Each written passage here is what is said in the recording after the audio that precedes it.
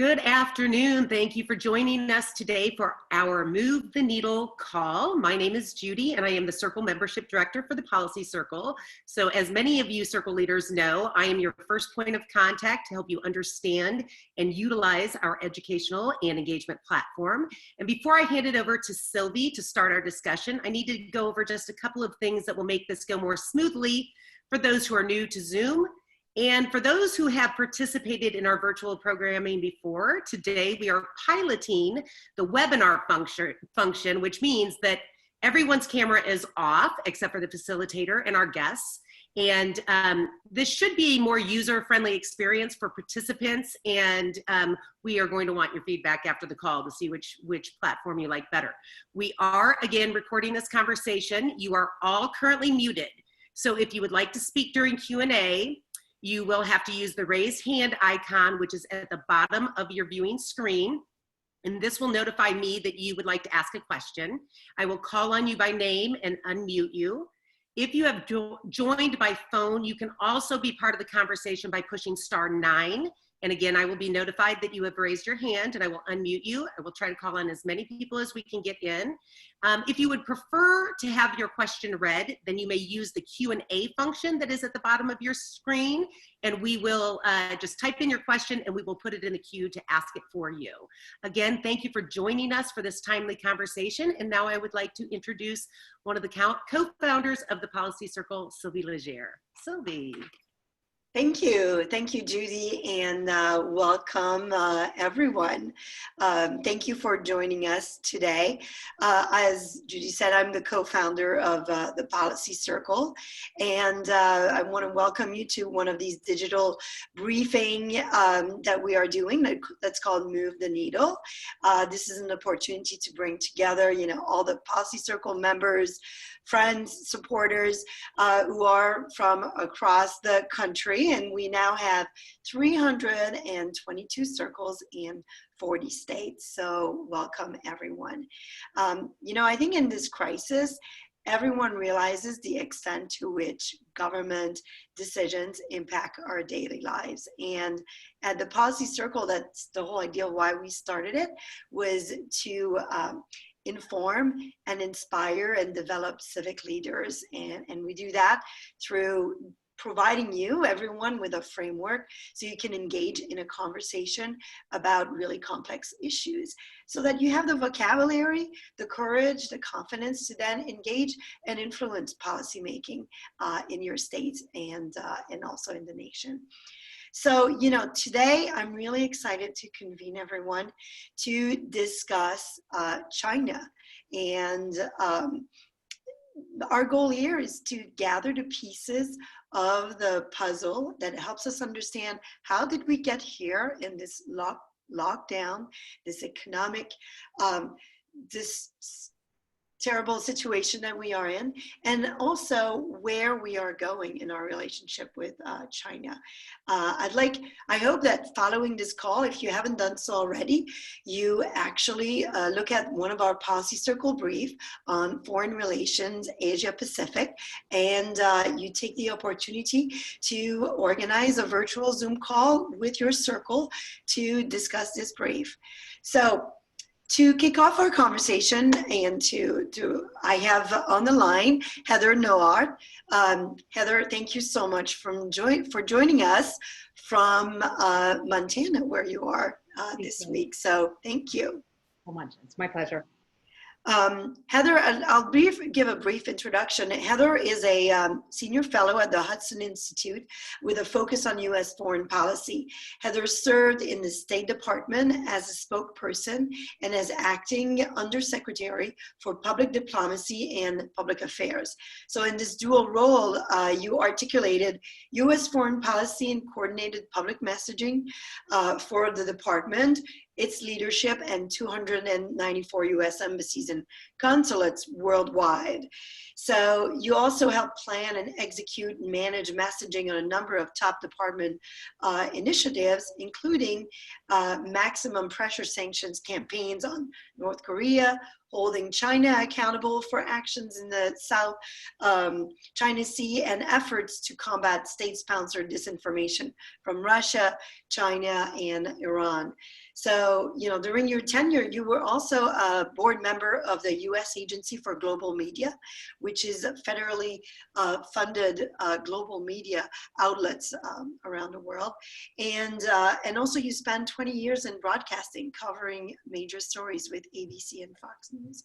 So Heather, I didn't realize you are actually from Illinois and grew up in Wisconsin, and you have an MA in journalism from Columbia University and a BA from Mount Vernon College.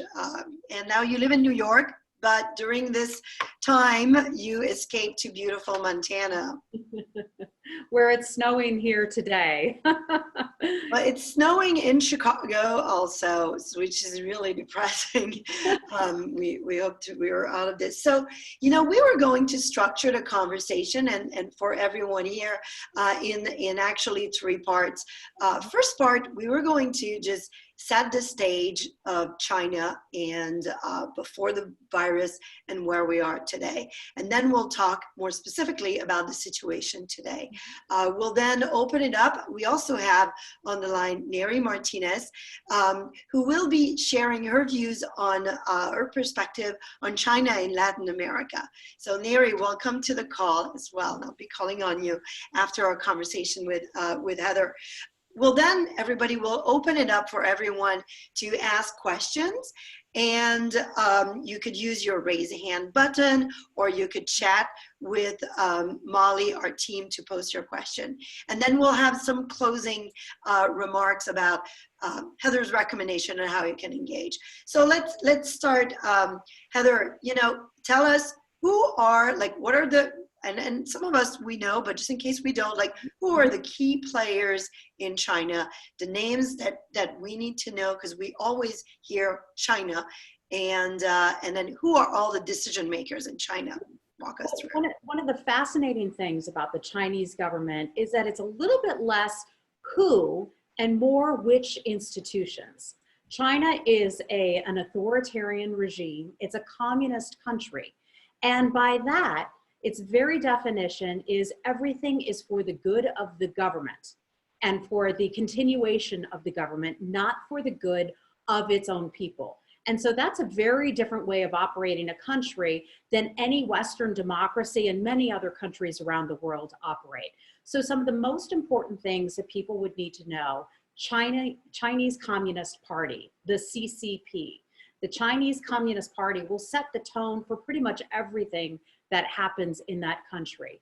There is also the Politburo, and that is a group of largely elected men who are chosen by top political leadership who have all been communists all their lives. And they make every decision pretty much under the sun within China, whether it comes to the laws, China's constitution, and who will lead the country. And that brings us to President Xi. President Xi Jinping, spelled X-I, President Xi, has been president for quite some time now.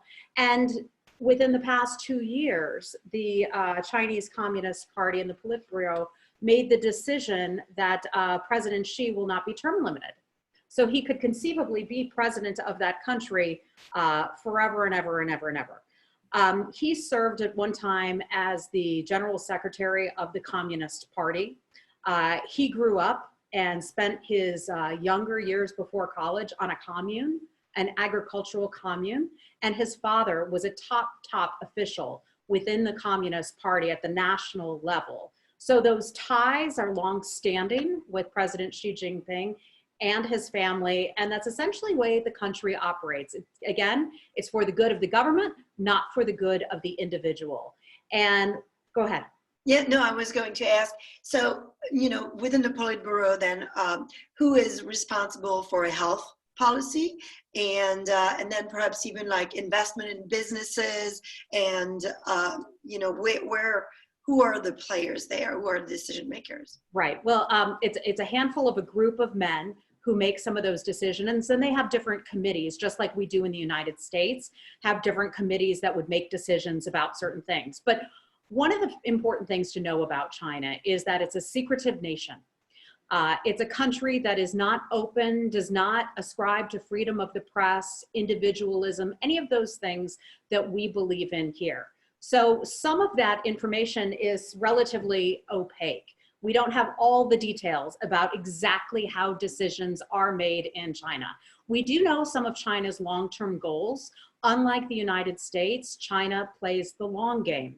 China has been around for thousands of years, and so that's how they look at their policies and their objectives, and they're willing to wait a very long time to succeed at their objectives. Here in the United States, by comparison, we tend, I think unfortunately, to look at things in 4-year increments, election cycles. And while US foreign policy can remain largely the same on some issues, our relationship with Russia, for example, our relationship with Iran, there are some things that don't change a whole lot, but then the tone and some of the more specific granular policies will change administration to administration. China doesn't do that. China is willing to look at this over the very long term, and that's how they are able, in some instances, to win and succeed over the United States and other countries, because they're willing to play that long game. So you mentioned it, a long game, and so how would you characterize like China's priorities just Sure. before, even like before this virus hits? You know, how do they, where are they go? Like how do they see themselves in the future? Economic dominance. Leader. Economic dominance, and that has been one of their priorities, and they've been pretty good at it. They've been able to get United States companies to come in. You know, a lot of US companies have offices in Beijing and elsewhere. The markets are too exciting for US companies not to get involved with, but it comes at a cost. China, for example, subsidizes its own companies, but they don't subsidize US companies. So therefore, there's not a level playing field when US companies go over there and do business. Another way that China can succeed over US companies, and Chinese companies can succeed over US companies, is a huge problem for US manufacturers, and that is something called forced technology transfer. So for example, an aerospace company can be operating in China, producing products that are less expensive to produce in China than they are in the United States. China will then work to grab some of that information from the US companies so they can give those design specifics to Chinese companies. And that's intellectual property theft and also forced technology transfer. If you talk to any American manufacturer who's doing business in China, that's a huge problem, but it's a problem that many US companies are willing to accept because the market is so big, and sounds kind of funny, but it's a juicy market for Americans. So China's been focused on that. The United States has largely been focused under President Trump on the trade imbalance. We've seen what some have called a trade war between the United States and China since President Trump came into office, where the United States has levied $3 to $4 billion, $100 billion worth of tariffs on Chinese goods. President Trump wants more products to be made in America. The downside to that for Americans is that products made in America are more expensive than products made in China.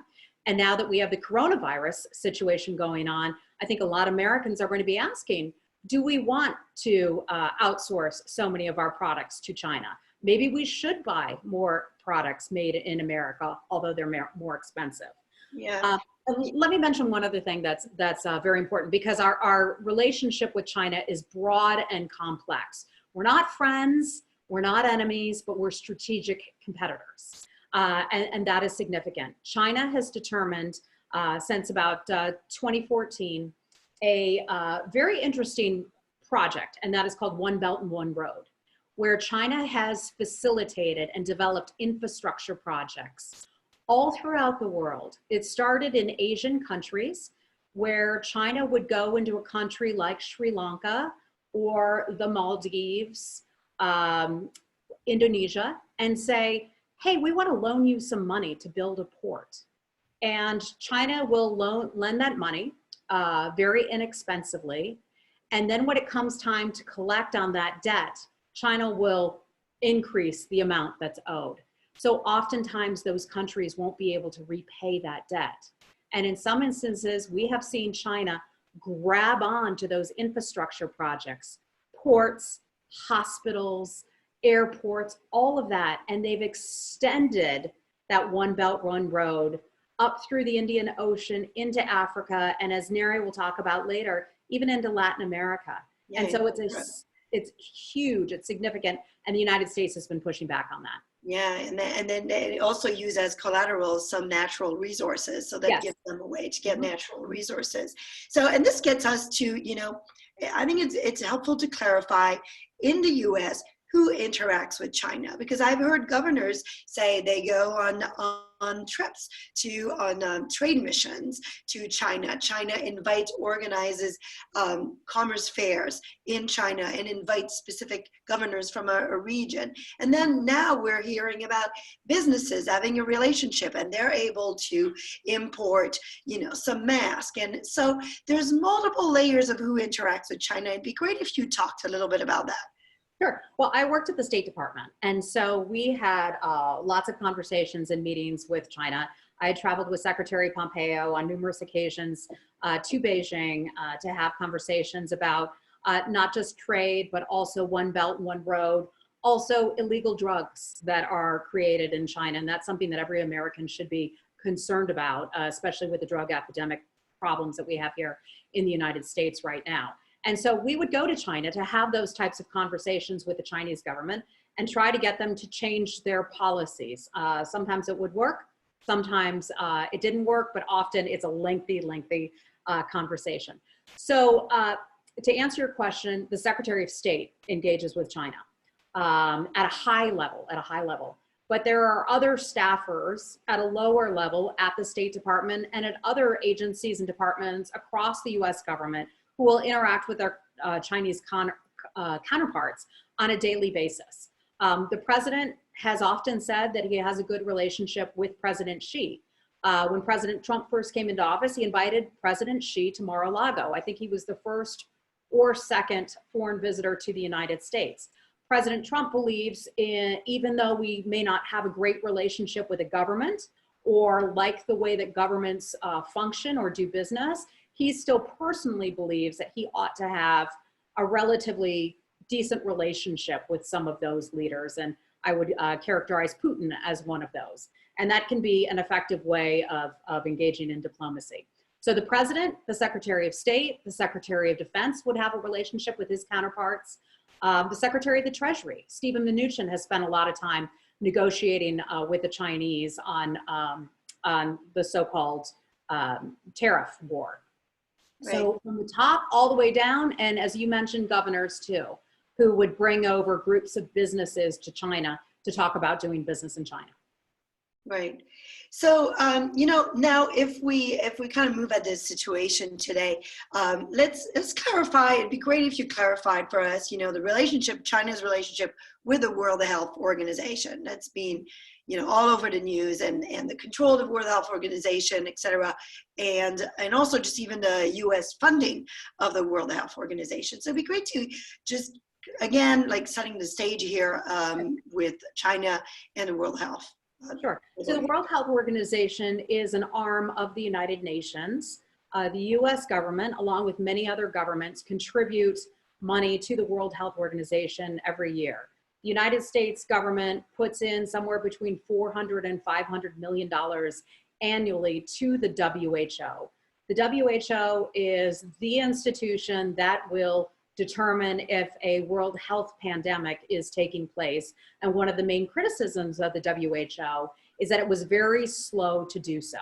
China is a member of the WHO, and one of the complaints and concerns, and something that will be investigated, is the extent to which China had lobbied the WHO and gotten the WHO to go easy on China and not speak about what was really happening in China with the pandemic taking place. Now, one of the things that I saw at the State Department when I was doing my job there is that China would try to exert its influence. It would strong arm other governments and institutions into doing what it wanted. One of the ways it could do that is by offering staffing and expertise to different organizations. So they would offer basically free labor at the highest level to different entities. And that may not sound like a big deal to a lot of folks, but when you are short-staffed, as every company feels that they are, as every institution feels that it is, and someone's coming in and offering you free expert staffing to help, you like that, right? Well, that's one of the ways that China can get in and start to influence things. China, and I'm not saying that this has been the case with the WHO, but we've seen China in the past offer countries and individuals bags of money to try to do things, to try to do what it wants to do. They have offered in the past bribes. Now, again, I want to be clear. I'm not saying that that's what has happened with the WHO here, but all of this needs to be investigated because the WHO was very reluctant very early on to talk about what was happening in Wuhan. They did not claim that it was a global health pandemic until very late in the game. And that enabled, I think, this disease to continue infecting other people. And we've seen as a result, 2 million people around the globe have been affected by it so far. And, as we are, and I know I think there are some members of Congress who are initiating a call for an investigation of the WHO and its process. So that there's more to come. That's something to watch in the news. So what would you recommend that, we really need to keep in mind when we're reading and listening to the news about China, about the way it's reporting the evolution of the virus, what it's doing? You mentioned it's a very opaque. It's been accused of the lack of transparency. So what is it as a recipient? How do we go beyond the headlines? And what are the things that we should be asking for even from the news? Well, some of the things I think it's important to know is that China does not have freedom of the press. While they do have reporters, while they do have their own media is owned largely by the government, which is very different from how Western democracies operate. So China does not have freedom of the press. Some reporters who started to ask questions, along with some doctors who started to talk about the coronavirus openly in China, either disappeared or were kicked out of the country. So China, and this goes back to how we talked about, it's all for the good of the state, not for the individual. They don't honor those individual liberties like we do here. So that's very important.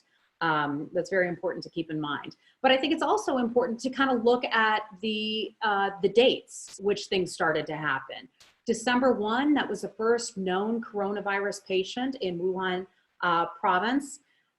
December 30th then, Taiwan tells the WHO that they believe that there's human-to-human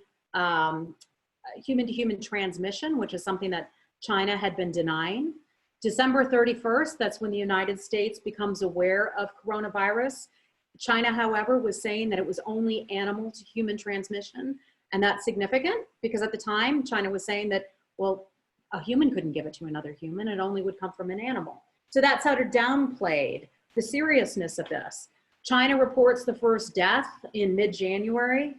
The WHO chief in mid-January then says no evidence of human-to-human transmission. The WHO doesn't get over to China until late January. But when the WHO leaders went to China, that's when China would only take it to certain places. China is a government that provides monitors to people who are going on, moving around and going to places. And so China would only introduce the WHO to the people that China wanted them to meet. So the WHO came out of those meetings in China and said, oh, wow, look, this is great. China's being so transparent. They're telling us everything. Well, in fact, they weren't. And now we've seen that. Right. You mentioned, you touched on Taiwan, and I think it'd be great before, I'd love to also hear from Neri about Latin America, but touch on this relationship between China and Taiwan, especially in this context of the coronavirus, where they have very different approach, and it seems to be causing even more tension. And so tell us a little bit about Taiwan and what we need to really understand about that relationship. And it's a tricky situation. It's a tricky situation and one that most Americans have to approach very cautiously because it is so heated in China. China sees Taiwan as a breakaway province. It's governed under a policy of one country, two systems. So Taiwan has its own president. It's a woman. Taiwan is largely a democracy. They largely have elected leaders who are democratically elected and a freedom of the press. But it doesn't mean that China won't still try to meddle in affairs in Taiwan. Taiwan has a very good relationship with the United States, but Taiwan is not recognized as its own sovereign country. Taiwan has no representation at the United Nations because China is so strong.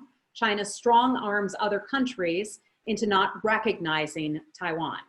Yet, I should mention, at the United Nations, Palestine is recognized, even though that's not seen as a separate country. Yeah.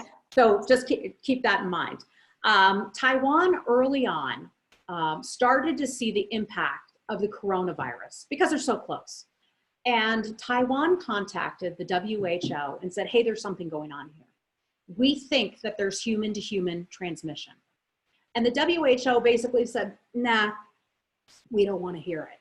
Why? Well, really, because the WHO doesn't want to tick off China. China is such the big entity that can strong arm organizations and people. They've done that at the United Nations. We just talked about how Taiwan, since it's not its own country, cannot be a member of the United Nations or recognized, although the Palestinian state can. Taiwan is not a member of the WHO, though I think it's arguable that they should be. It's a democratically represented government, if you will, that the United States has a very strong relationship with. And they took incredible measures early on to be transparent, to try to stop the spread of the coronavirus in Taiwan, and they've succeeded at that. And we should be listening to Taiwan from its experiences. Yeah. So, this leads, one thing that you mentioned, how China is strong arming other countries to not recognize Taiwan. Some of those countries are South American countries through their investment and this continuation of this one belt, one road into South America, Latin America. So I'd like to introduce Neri. Maybe you can. Neri is policy circle connector, policy circle leader in the DC area, and also wrote a paper on China and Latin America, the geopolitics and global pandemics. So Neri, I'd love to turn it over to you to tell us a little bit about China's presence in Latin America, and also, let's take a closer look on your findings and in the context also of this coronavirus pandemic. So, Neri. Thank you. Thank you, Sylvie, and thank you, Policy Circle. And Heather, I thought that was such a great analysis of what China is doing around the world and so much of what they're also doing in Latin America. I just want to caveat that these views are not reflective of my employer. These are my own views, and this is based on academic research I did for a master's that I defended, but I did have to caveat that. So all the scary things that Heather mentioned that China does around the world, they do in Latin America in the same way. And I think it's important for us to remember that, China is trying to become a global hegemon, and they're playing a multi-level game in a number of different places at different levels in order to achieve that objective. And I think it matters what China does in Latin America because geography still matters. Geopolitics is still an important part of the way that we view the world. And so I think China has been increasing their influence with Latin America right under our noses for quite some time. Latin America does have a lot of commodities, so that's important for China. But 17 countries have joined the Belt and Road Initiative in Latin America. And Taiwan used to be widely recognized in the region, and now only 9 countries represent Taiwan. So the diplomatic isolation of Taiwan has been strongest in Latin America, and that is part of that multi-level strategy. Some other numbers that I think are quite alarming is that, Latin America is the second largest trading partner for China, and China is the largest creditor to Latin America. So China lends more money, up to $137 billion in loans thus far, mostly in energy and infrastructure. in Latin America. And there have been identified 150 planned and completed infrastructure projects, a lot of them close to waterways, a lot of them with issues of corrosive capital. And it's important to also know that China does directly interact with local elected officials in Latin America as well, so that regardless of who is in leadership at the time, they always have a connection there. Latin America is an important part of the U.S. Global strategy, and the longer that we allow China to move in the region, the more we lose hegemony in the region. And so we have to be thinking about what they're doing economically, diplomatically, and strategically. Economic engagement can lead to strategic cooperation, which could be a serious security threat for the US. But most importantly, economic engagement, if the China model of engagement is preferred by Latin America over the US model, that presents probably the most serious threat to the hegemony that we currently have in the region, of which China is rapidly trying to access. And I think jumping on a couple of Heather's points about the fact that we have to remember that China does have status goals. So the private sector and the public sector has the same goals. And so it's not just economic engagement, but it's economic engagement, for the sake of government interests. And the economic dominance has the goals of, hegemonic dominance as well. And so, I think it's a region that we have to be paying attention to. I think the USMCA, for example, provides a really good opportunity for us to build greater strategic partnerships in Latin America and to really undercut the Chinese growing influence there. I think USAID is a really good way of being able to do that. And I know that leadership there is focused on undercutting China's influence in Latin America. But I think it's important for us not to forget this region in light of our historical context with the Monroe Doctrine, and also because it matters to China that they gain influence, under our noses.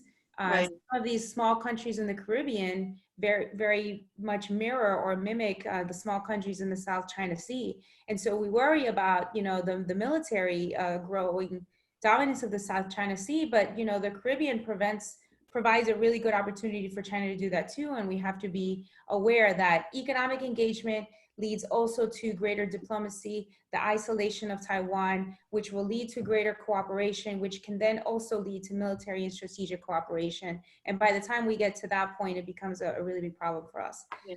And so I think that Heather raised a lot of the same issues that are happening in Latin America, that are happening around the world, and China has a game that they're playing everywhere in the same way.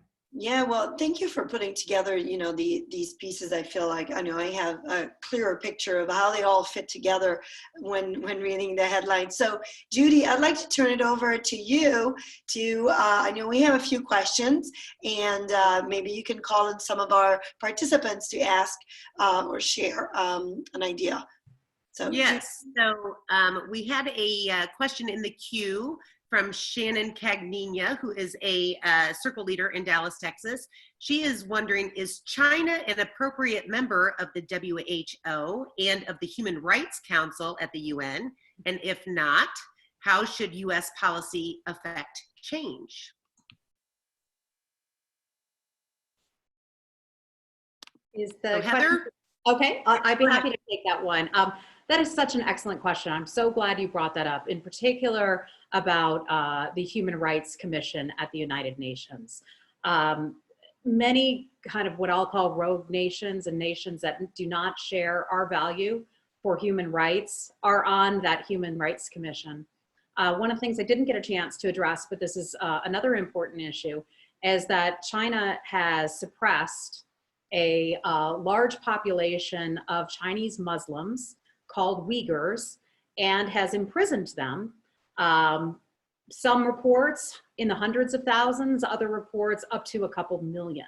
Why has China imprisoned these Uyghurs in a province in China? Well, because China doesn't like their freedom of the religion. They don't believe in it. There have been some instances in which members of this group have committed some what China calls terror acts, and I think most of us would agree, stabbing someone in public is an act of terrorism, but China came down very, very hard. and has, as a result, imprisoned many of them, including journalists and others. So that's an important thing to keep in mind. One of the things that the United Nations, that Ambassador Kelly Craft is doing, along with some of our allies, the UK and others, is calling out and expressing concern about China's role in some of these activities and actions. And I think we will see more from some of the US government leadership questioning China's role within the World Health Organization. I don't know that the US is going to be able to get China out. China plays a very important role at the United Nations, and so I don't think we'll be strong enough to try to get China out of the World Health Organization, because many countries will come to their defense, especially many countries getting money and infrastructure projects from China. So China has a lot of clout, even though they may not deserve it because of their human rights record and the way that they've been handling important things. Yeah. Judy, do we have another question? Yes, Rainbow, who is a Circle member. Would you like to ask your question, Rainbow? Yes, hi Judy, and hi Heather. Can you hear me? Yes. Yes. Great. Thanks for this really good update and overview of what the government is doing with China. And I think you brought a lot of attention to sort of the things that we should be looking out for and sort of fear about what's happening in China. Can you talk a little bit about how the US is taking lessons that we're learning from China so that we can protect ourselves in America from potentially similar situations happening in terms of, drug epidemic that you spoke about, and how we should be dealing with coronavirus at this point, because I think that's probably top of mind for all of us right now. Mm-hmm. Well, I think one of the key things to do is maintain transparency here in the United States. And people may complain about the style of the White House or the style of reporters on the left and the right, but in America, we do a good job of asking questions and digging down and getting to the facts. And so I think to continue to be a transparent and open government is something that will prevent us from falling into the traps of other countries. Also, maintaining our economic sovereignty is something that will continue to be important. Letting more American companies become aware of the risks of becoming too involved with China. Again, some companies are willing to take those risks because of the money that's involved, but there is a very real risk when China will take intellectual property or when there's forced technology transfer. One of the things that American companies need to be aware of is that China will want to take their intelligence. They will want to get information about US employees, not just US government employees, US employees, because China views that as a risk. And when you have billions of people in China who are basically all working for the government, you can afford to have folks looking in and investigating things at different companies. One of the issues that Nari mentioned about Chinese involvement in Latin America is Panama and the Panama Canal. And think of all the information and technology that comes through the Panama Canal on those ships from many countries, and also US military ships and others. And China had wanted to build, I believe it was an embassy or it was an office building. The Amador Islands, where 2/3 of the trade routes still pass through. So they would be overlooking with a great view of US ships, 2/3 of them. And that's one of the things that Panama was considering, allowing China to build just that. And we had a series of conversations with Panama, as did other countries, and said, whoa, look out here, this is dangerous. Mm-hmm. China is just going to try to grab information and intelligence from other countries and companies and from these ships, and that's not a good idea. And Panama fortunately agreed with that. But that's just one example of a way that China tries to infiltrate. Yeah. Yeah. Judy, I think we have room we have one more question. Sure. I would like to call on Glory Borgensen. She is a Circle leader in Illinois. Glory, would you like to ask a question? Sure. So thank you for addressing the whole WHO. That's certainly been on a lot of our minds. And like Sylvie said, it's been in the news. So what do you think about anybody? Well, you probably know more than we do about who is advising President Trump and his administration about how they approach this. Right now, they've just decided, or at least he said they're considering withholding funding for a time. Do you think that's the way they should go, or do you think there's a different way that's more strategic long term? Actually, I think it's a good idea what the president's doing. And I know it sounds really bad to say, oh my gosh, the United States is going to freeze money or withhold money from the WHO until an investigation is conducted. It sounds bad. You're not giving money to the World Health Organization, bad America. Well, goodness, if we're spending between $400 and $500 million annually to an organization that didn't help put out true, honest, factual information about a virus that was spreading in China and throughout the world. And now we have 2 million people who've been infected with coronavirus and hundreds of thousands or 190,000 or so, I forget the exact number, of people who died as a result. Well, I think it's important to hold these organizations accountable because people, whether it's in the United States or elsewhere, look to the WHO for accurate information. So to answer your question about who's advising the president on this, you know, he has a great team of people on the coronavirus task force. Obviously the vice president, Dr. Deborah Birx, who was a very close colleague of mine at the State Department, who worked on AIDS and maternal health care around the world, and in particular in Africa. She's fabulous. And she talks a lot about how she's data driven. The National Security Council, we have some China experts, Matt Pottinger, who's the Deputy National Security Advisor, and others. So all these folks are weighing in addition to people at Treasury, the Secretary of State, the Secretary of Defense. Everyone will be filtering their information and their opinions to the president, who will then make decisions about what will ultimately end up happening. But this president has, whether you agree with him or not, different pieces of money that have gone to different organizations that he feels may not be doing the best thing on behalf of US taxpayers. The president has made a decision to look at those pockets of money, to look at those pots of money and determine, you know, hey, do we want to keep spending this? And so whether you agree with it or not, it's something that they'll end up taking a look at. And frankly, I think that's a wise decision. Good. You know, on that note, you know, I want to be conscious of our time here, and it would be great if you shared with our network. You know, a lot of women are business owners, leaders in their communities, mothers. We worry about the supply chain, travel, safety. So how should people, when we think about foreign policy, a lot of times we think, oh, maybe it's not, we can't really influence it. However, there are things that we could do, and how can we, how would you recommend that people engage with their representative in order to have their voice heard and help shape sound policy that will ultimately be for the common good of the American people? Well, don't underestimate the power of your voice and the power of conversations like this, first and foremost, to inform everyone and help pull together the pieces. The easiest thing for you to do is to be able to pick up the phone and call your member of Congress, to call your senator, to call your governor, and express concerns about some of these things. Whether it's, you know, the amount of money the US puts into the WHO, whether it's about China's attempts to infiltrate other countries, ask those questions, raise your concerns with your elected officials. You can tweet about it also. Another thing that one should realize is that China has given a lot of money to US research institutions, but also to colleges and universities. China sends the largest group of students to the United States.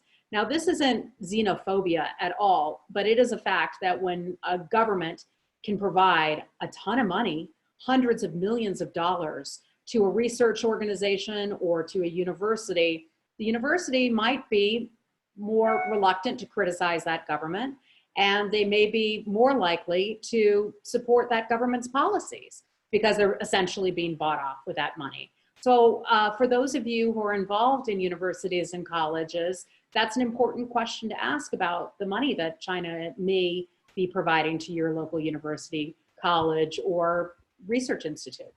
Yeah, well, thank you for sharing that. Neri, do you have also some advice maybe on what are good sources of information on international affairs for our audience?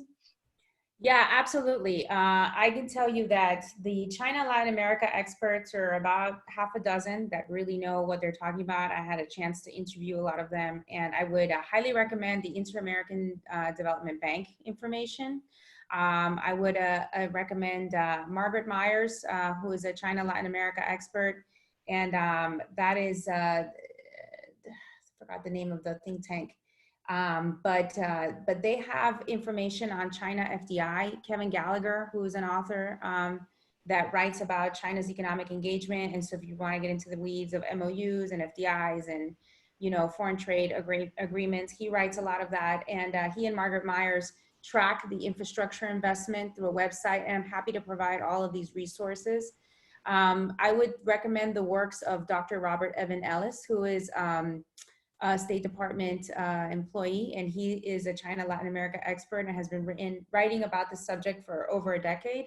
So Evan Ellis is a good one. And yeah, I would say that the administration has a lot of really important leaders on China Latin America that are going to be seriously focused on this issue. I think USAID plays a really big role. Acting Administrator John Barza was focused on Latin America before he became acting administrator. The IADB has staffed up, and All right. Yeah, I think that's a good. We'll be able to provide a list. Also, I think one of the things that we want to empower, also our members, is to really interact with their representative at the local level, at the state level, and the national level, so that they know how much your business is interacting with China, or they are fully aware that everyone is impacted with the relationship with China. So it's a good idea to be vocal about it, and also vocal about. I think Heather, you were mentioning about asking for an investigation of the efficiency of these international organizations that the U.S. fund in large really in high numbers. So, I would like to invite everyone, to conclude. Thank you again, Heather and Neri, for sharing and really putting together these pieces to paint a picture that seems to make more sense, and it equips us to go beyond the headlines and follow the news and the issues more adequately. And I'd like to invite everyone, we're going to be, before we sign up, we're going to put together, pull up a quick poll online, so everyone look out for that, and we want to get your feedback. And if you have some stories, additional questions that you want to share, we invite you to do that at communications@thepolicycircle.org, or also on our Facebook page, and we invite you to log in to your circle page and organize your next meeting using the brief Foreign Relation Asia Pacific.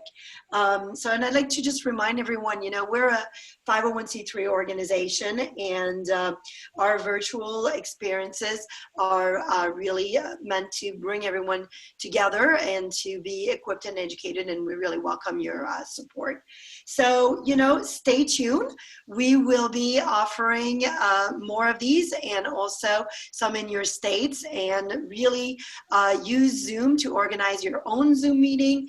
Invite experts and people and representatives that in your community to participate if you'd like, or just really use the brief to engage and go beyond the headlines and feel informed and confident to really participate in these complex discussions.